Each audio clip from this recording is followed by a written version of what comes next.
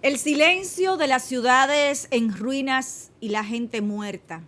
Niños dibujaron cohetes en picada, no estrellas fugaces. Más de 40 niños resultaron heridos y 153 niños murieron. Y nunca los veremos dibujar. Esto era parte del contenido central del discurso que ofrecía Zelensky anoche en la versión número 64 de los premios Grammy, señor Garrido, en el que veíamos luego de pasar a las estrellas del mundo de la música, pues hubo una pausa en la que Zelensky también tuvo la oportunidad de contarle al mundo a través de este show musical, de esta premiación musical, pues lo que se vive en Ucrania. Y luego de esto, pues veíamos precisamente una presentación musical en torno a querer llevar la conciencia, ¿no?, de lo que sigue aconteciendo en Ucrania. El cantante John Lennon y dos cantantes, Don Legend, perdón, y dos cantantes ucranianas, pues también estuvieron allí interpretando la pieza Free, tratando de remover un poco más lo que él llama el silencio de la comunidad internacional. Yo me asusté cuando tú dijiste que el cantante John Lennon, yo John dije, Legend. wow, pero Lennon murió en el año 1980. Lo revivieron para enfrentar a Putin aquí en Ucrania. No. Eh, Mira, leyendo sobre lo que está ocurriendo en Kiev y en Ucrania en general, no sé si viste los videos, si producción tiene por ahí los videos de lo que encontraron Ujú. en el día de ayer en Busho, Sí. y esa ciudad o esa zona, ¿no?, que está en las Fuertes imágenes las que se rusos ven. plegaron.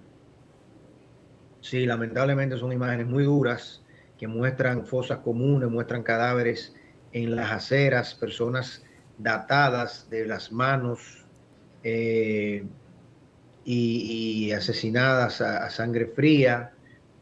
Una verdadera locura lo que está allí, y una línea completa de armamento ruso abandonado, destruido, porque los ucranianos, ese batallón que llegó, estaban entrevistando a un policía ucraniano ahí que decía, los rusos vinieron con mucha arrogancia y ellos entendían que paseándose por las calles, por el mismo centro de la calle, nosotros los íbamos a recibir con banderas y ondeándole como grandes liberadores. Ujú.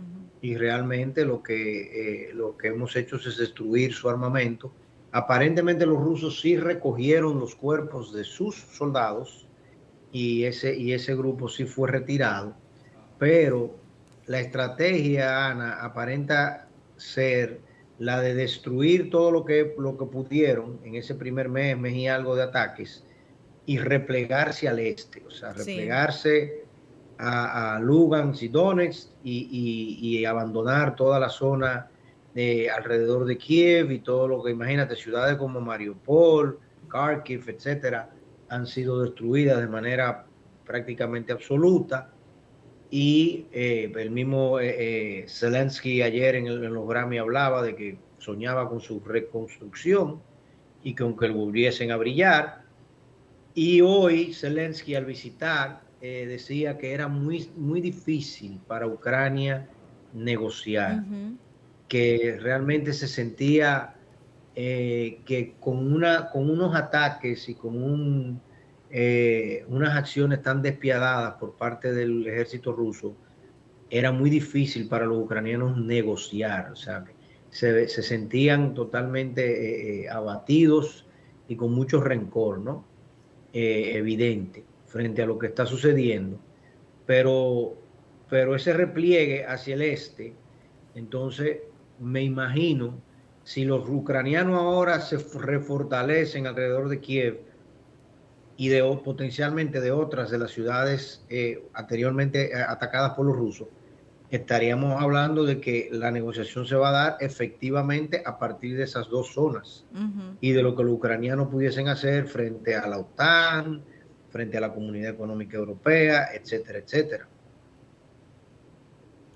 Bueno, definitivamente muy complicado, ¿no? Lo que sigue aconteciendo, el hecho de que Zelensky y su equipo pues ahora pueda recorrer aquellas zonas que estaban en dominio ruso, ¿no? Pues obviamente sale a la comunidad internacional o salen estas imágenes que si ya de por sí teniendo digamos que poco radio de cobertura, el equipo de Zelensky pues habría también utilizado sus conocimientos de producciones audiovisuales para poder mostrar al mundo lo que se evidenciaban. Evidentemente ahora es mucho más dramático, la línea del dolor, ese umbral del dolor se pone mucho más sensible porque son imágenes muy dramáticas que están saliendo al mundo muy crudas y que obviamente pudiese ser también el objetivo de Zelensky al presentar esto tal cual lo encontraron. Es muy difícil tú mantenerte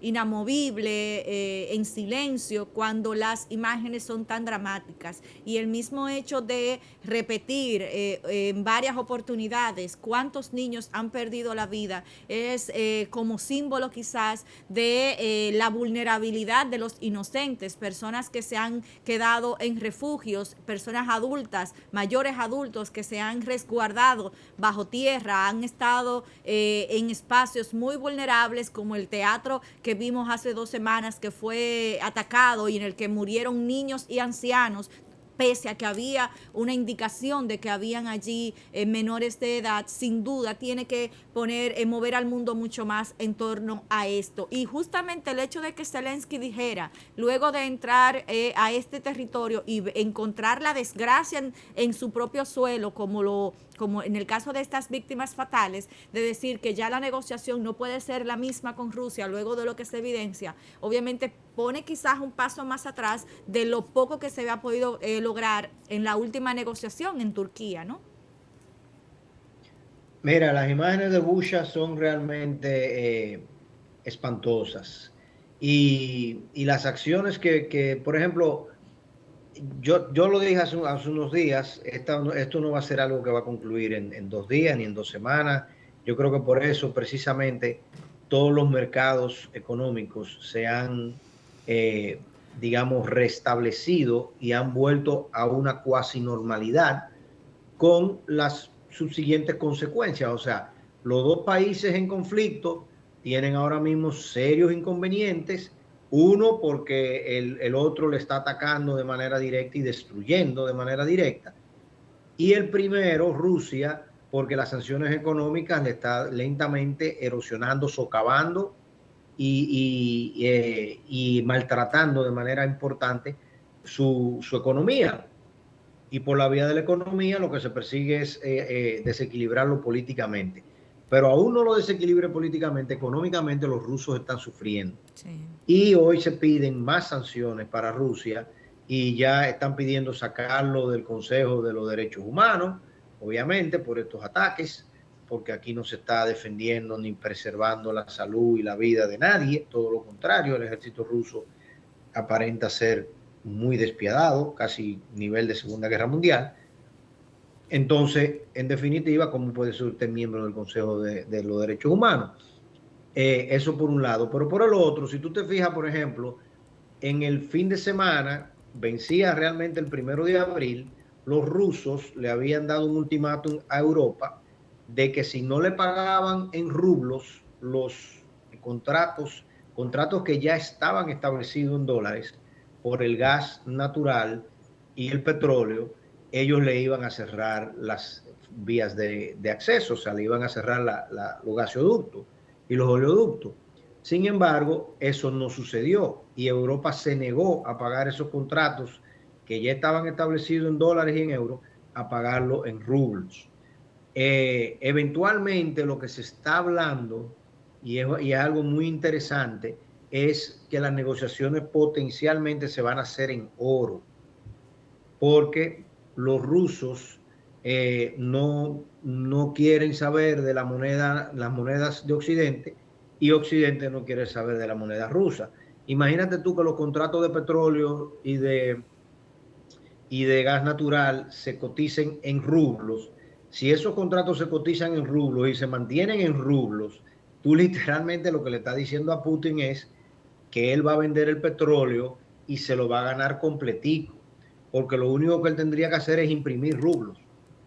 Y con la impresión de rublos él va a garantizar que él siempre va a tener una fuente de financiamiento para comprar productos europeos transables por petróleo y por gas natural. Europa no va a aceptar eso, pero tampoco él quiere aceptar el dinero fiduciario de Occidente, ni el euro ni el dólar, porque bajo el mismo argumento, Europa o Estados Unidos puede imprimir moneda cada vez que quiere, algo que no es tan lineal, no es tan así, pero en definitiva sí tienen esa posibilidad. Los acuerdos, las facilidades monetarias que se ofrecieron en el COVID fueron facilidades monetarias sin respaldo, fiduciarias completamente. Entonces, en esa tesitura aparenta que el oro va a ser la unidad, digamos, central de transacciones. Si eso se da, literalmente, Ana, estaríamos regresando hasta el año 1946, antes de Bretton Woods. O sea, una locura. Que se dé eso, pero el mercado del oro está muy caliente y se va a seguir sobrecalentando. Y nosotros tenemos la segunda mina de oro más grande de la empresa canadiense Barrick Gold. Sí. O sea, y el Estado Dominicano, en teoría, porque yo realmente nunca creo en esos contratos, ni menos cuando se arreglan al vapor y en calor, nosotros tenemos la posibilidad de recibir grandes ingresos fruto de la venta del oro. Entonces, esa también es otra fuente interesante de financiamiento para nosotros, que se traduce en exportaciones. Así es, y bueno, un ingrediente particular aquí, señor Garrido, que se ha tocado de manera muy tímida, si se quiere, es el aspecto religioso también detrás de toda esta situación. Hay que recordar la acusación de la desnazificación de Ucrania, que tenía como justificación del lado ruso la intervención, ¿no? Y cómo la Iglesia Ortodoxa rusa, pues también en principio, pues habría justificado, ¿no? Por temas religiosos y todo lo que de alguna manera se vivía del lado ucraniano como una vuelta a los lineamientos religiosos rusos. Hay que recordar que de parte de Ucrania y de la propia Polonia se le pedía al Papa Francisco, líder de la Iglesia Católica, pues tomar el liderazgo, ¿no? De la mediación en torno a todo esto. El Papa Francisco no descartaba incluso viajar a Kiev como parte de las acciones de intermediación, y en los aspectos diplomáticos se había perdido un poco esta intención. Aún no se confirma si el Papa realmente estaría viajando. Eso sería una locura y un hito, claro, pero sería algo extraordinario. Precisamente sería llegar al límite, ¿no?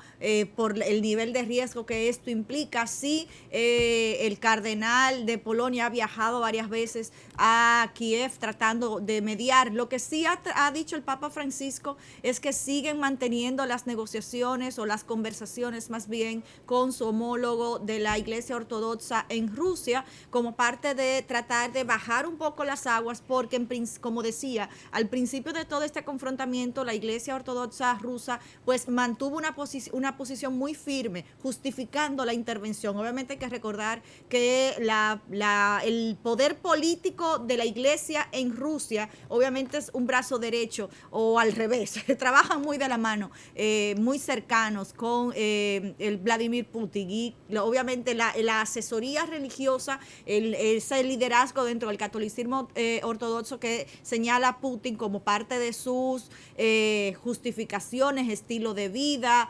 el liderazgo que tiene incluso para la masa religiosa dentro del catolicismo ruso, pues obviamente lo justifica ante muchas de sus acciones, y eso ha provocado obviamente dentro de estas dos líneas de catolicismo pues muchos, digamos, enfrentamientos o posturas contrarias en cuanto a la postura del Papa Francisco y la de su homólogo en la Iglesia Ortodoxa. Eso ha hecho que en este conflicto de manera particular esas conversaciones no sean tan fluidas, y parte del esfuerzo de mediación sería ya no tanto por los líderes políticos, sino a través de los líderes religiosos, para ver si es por ahí que pudiesen tener un tipo de convencimiento a través de Putin. Eso no se ha dicho cuándo sería, pero sí es algo que se tiene sobre la mesa para las próximas conversaciones.